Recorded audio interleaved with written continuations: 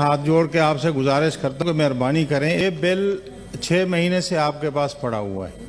السلام علیکم ناظرین، ڈیفینسو ٹاک میں آپ کو خوش آمدید کریں۔ ناظرین، بہت ہی خوشی کی بات ہے کہ کل ایک اسمبلی سے بل منظور ہوا ہے ناموس صحابہ اہل بیت و امہات المومنین کا، جو کہ پچھلے 6 مہینوں سے سینٹ میں رکا ہوا تھا، وہ الحمدللہ اکثریت سے منظور ہو کر پاس ہو چکا ہے۔ یہ ناظرین، یہ بل جو تھا عظمت صحابہ ناموس صحابہ اہل بیت و امہات المومنین کا، یہ بل میں امینڈمنٹ کی گئی تھی۔ آلریڈی یہ بل پاس آؤٹ تھا، اور اس میں جو سزا تھی، وہ جو گستاخی کرتے تھے ان کی سزا 3 سال 2 ماہ تقریباً تھی، جو کہ بہت کم سزا تھی، اور اس بیس پر گستاخی بڑھتی چلی جا رہی تھی۔ لوگ اس چیز کے اوپر کوئی فوکس نہیں کر رہے تھے اتنا، تو اس کے اوپر علماء کی ایک بہت بڑی کمپین لانچ ہوئی۔ انہوں نے یہ اسمبلی سے بل منظور کروانے کی کوشش کی۔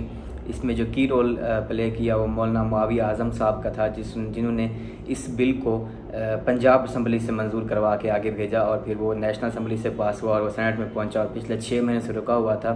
اور سینٹ میں اس بل کو لیڈ کر رہے تھے حافظ عبدالکریم چترالی صاحب، سینیٹر مشتاق احمد اور سینیٹر عبدالغفور حیدری صاحب۔ تو کل سینٹ کا جب اجلاس ہوا تو اس میں حافظ عبدالکریم چترالی صاحب نے یہ بل پیش کرتے ہوئے کہا کہ سینیٹر مشتاق احمد، عبدالغفور حیدری صاحب، ہم اس بل کی حمایت میں ہیں، اور ہم یہ چاہتے ہیں کہ یہ بل اکثریت سے پاس ہونا چاہیے۔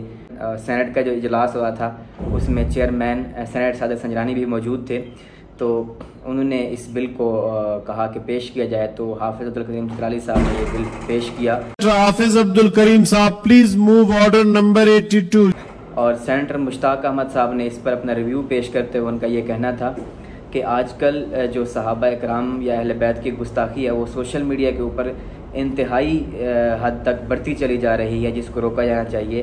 اور انہوں نے یہ بتایا کہ اس چیز کا جو ثبوت ہے وہ ہمیں لیگل کمیشن برائے توہین نے دیا ہے، اور یہ بل آلریڈی نیشنل اسمبلی سے پاس بھی ہو چکا ہوا ہے، تو اس کو ہم مزید ڈیلے نہیں کرنا چاہیے۔ جس پر سینیٹر عبدالغفور حیدری صاحب نے یہ ریویو پیش کرتے ہوئے یہ کہا، انہوں نے کہا کہ قرآن پاک میں جب آلریڈی اس چیز کا بل پاس ہو چکا ہوا ہے، ایک اسلامک لا ہے کہ جو شخص صحابہ اہل بیت کی شان میں گستاخی کرتا ہے تو اس کے لیے ایک سزا مقرر کی گئی ہے، تو ہم یہ سزا مقرر کیوں نہیں کر سکتے؟ ہمیں یہ سزا مقرر کرنی چاہیے، جس کے اوپر وزیر مذہبی امور سینیٹر طلحہ نے بھی اس بل کی حمایت کی۔ انہوں نے کہا کہ میں بطور مذہبی امور یہ اس بات کے حق میں ہوں کہ یہ بل پاس کرنا چاہیے، جبکہ اس کے اوپر پیپلز پارٹی کی سینیٹر شری رحمان نے اس بل کی مخالفت اس طرح کی۔ انہوں نے کہا کہ اس بل کو کمیٹی میں بھیجنا چاہیے، اس کے اوپر بات ہونی چاہیے، اس کے بعد اس کو منظور کیا جانا چاہیے، لیکن ابھی اس کو منظور نہیں کرنا چاہیے۔